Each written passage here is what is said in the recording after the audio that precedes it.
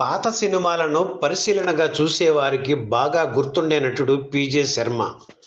లాయర్‌గా, జడ్జిగా, పోలీసు అధికారిగా ఓ పెద్ద మనిషి పాత్రలో ఆయన కనిపిస్తారు. అలా చిన్న చిన్న పాత్రల్లో తెర మీద కనిపించడమే కాకుండా ఎంజీఆర్, శివాజీ గణేశన్, నంబియార్, మనోహర్, అశోకన్ వంటి తమిళ హీరోలు, విలన్లకు తన గంభీరమైన గొంతుతో తెలుగులో డబ్బింగ్ చెప్పారు. డబ్బింగు కళకు హీరో ఇమేజ్ తెచ్చిపెట్టిన ప్రతిభావంతుడు సాయి కుమార్ పిజే శర్మ గారి పెద్ద కుమారుడు. ఇక వదల బొమ్మాళి నిన్ను వదలా అంటూ తన స్వరంతో భయపెట్టిన రవిశంకర్ శర్మ గారి రెండవ కుమారుడు. కేజీఎఫ్ వంటి చిత్రాల్లో నటించిన అయ్యప్ప పి శర్మ ఆయన మూడవ కుమారుడు.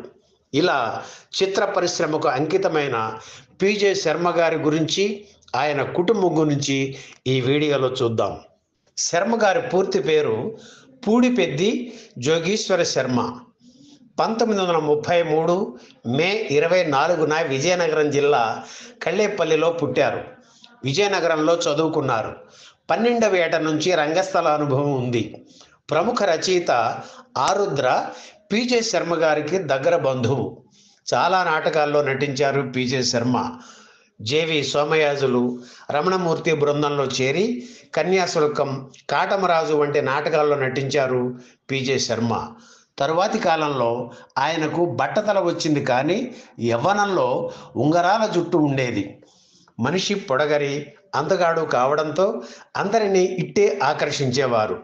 ఆ రోజుల్లో నాటకానుభవం ఉన్న వారికి సినిమాల్లో అవకాశాలు లభించేవి కనుక తను సినిమాల్లో నటించాలని 1958లో మద్రాసు చేరుకున్నారు పిజే శర్మ. ఇటువంటి కళాకారులు ఆ రోజుల్లో పాండీ బజార్ చేరుకొని అక్కడున్న నారాయణ కేఫ్లో కానీ, గీతా కేఫ్లో కానీ ఓ కప్పు కాఫీ తాగి పక్కనే ఉన్న చెట్టు కింద నిల్చుని కబుర్లు చెప్పుకుంటుండేవారు. భవిష్యత్తు గురించి అందమైన కలలు కనేవారు. పిజే శర్మకు నటుడు, రచయిత రావి కొండలరావు అక్కడే పరిచయం అయ్యారు.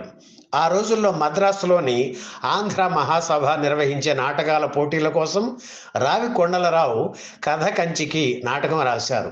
ఇందులో విలన్ వేషం శర్మగారికి ఇచ్చారు రావి కొండలరావు. ఖంగం అనే తన కంఠంతో, అభినయంతో అందరినీ ఆకట్టుకున్నారు పిజే శర్మ. ప్రదర్శనలో కథ కంచికి ఉత్తమ నాటకంగా ఎన్నికైంది. హీరోయిన్గా నటించిన రాధాకుమారి ఉత్తమ నటిగా ఎన్నికయ్యారు. తరువాత ఇదే నాటకాన్ని మద్రాస్ ఆకాశవాణి కేంద్రం వారు తమ స్టూడియోలో రికార్డు చేసి ప్రసారం చేయగా ఎంతోమంది శ్రోతల్ని ఆకట్టుకుంది. ఇక అప్పటి నుంచి ఆకాశవాణి ప్రసారం చేసే ఎన్నో రేడియో నాటకాల్లో పాల్గొన్నారు పిజే శర్మ. కథ కంచికి నాటకాన్ని సినిమా వారికి చూపించాలని వాణి మహల్లో ప్రదర్శించారు. ఆ నాటకం చూసి దర్శక దిగ్గజం కేవి రెడ్డి అందులో నటించిన రాజబాబుకి, పిజే శర్మకు ఉమాచండి, గౌరీ శంకరుల కథ చిత్రంలో అవకాశాలు ఇచ్చారు. అలా అప్పటి నుంచి చిన్న పెద్ద వేషాలు వేస్తుండేవారు పిజే శర్మ. ఆరుద్ర తనకు బంధువు కావడంతో ఆయన రాసిన పలు డబ్బింగ్ చిత్రాలకు శర్మ సహాయకుడిగా పనిచేశారు. వాటిల్లో కొన్ని పాత్రలకు తనే డబ్బింగ్ చెప్పేవారు. ఆ రోజుల్లో డబ్బింగ్ అంటే గాత్రధారులంతా ఉదయం 9 నుంచి రాత్రి 9 వరకు డబ్బింగ్ స్టూడియోలో ఉండాల్సిందే. ఎవరి పాత్ర వస్తే వారిని లోపలికి పిలిచేవారు. అందుకే తనకి పిలుపు వచ్చే వరకు తోటి కళాకారులు కొమ్మినేని అప్పారావు, అంటే ఈయనే తరువాత చక్రవర్తిగా పేరు మార్చుకొని అగ్ర సంగీత దర్శకుడు అయ్యారు. రావి కొండలరావు, డబ్బింగ్ సత్యం, కేవిఎస్ శర్మ, వెంపటి రాధాకృష్ణ, మద్దాలి కృష్ణమూర్తి, ఇలా డబ్బింగ్ ఆర్టిస్టులంతా ఒకచోట కూర్చొని కబుర్లు చెప్పుకునేవారు. డబ్బింగ్కు మాత్రమే పరిమితం కాకుండా ఎన్నో చిత్రాల్లో గుర్తింపు లేని వేషాలు వేశారు పిజే శర్మ. ఇల్లరికం, బంగారు పంజరం, కళ్యాణ మండపం, మానవుడు దానవుడు, మెరుపు వీరుడు, ఇలా. అయితే కలెక్టర్ జానకి చిత్రం పిజే శర్మ గారు పోషించిన కలెక్టర్ పిఏ వేషం ఆయనకు మంచి గుర్తింపు తెచ్చింది. ఇక అక్కడ నుంచి కొంచెం గుర్తింపు ఉన్న వేషాలు ఆయనకు దొరికాయి. తెలుగు, తమిళ, కన్నడ భాషల్లో దాదాపు 500 చిత్రాల్లో శర్మ నటించారు. ఎందరికో గాత్రదానం చేశారు.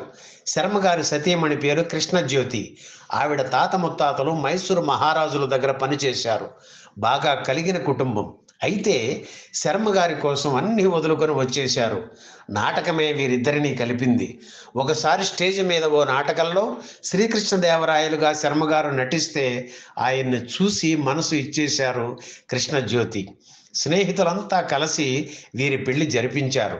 సంపన్నుల కుటుంబం నుంచి వచ్చినా సర్దుకుపోయి భర్తతో హాయిగా సంసారం సాగించారు కృష్ణజ్యోతి. వచ్చే అతి తక్కువ డబ్బుతో గుట్టుగా సంసారం నడుపుతూ పిల్లల్ని తీర్చిదిద్దిన మహా ఇల్లాలు కృష్ణజ్యోతి గారు. చిత్రరంగంలోకి ప్రవేశించి తను అనుకున్న దానిలో సగమే సాధించారు పిజే శర్మ.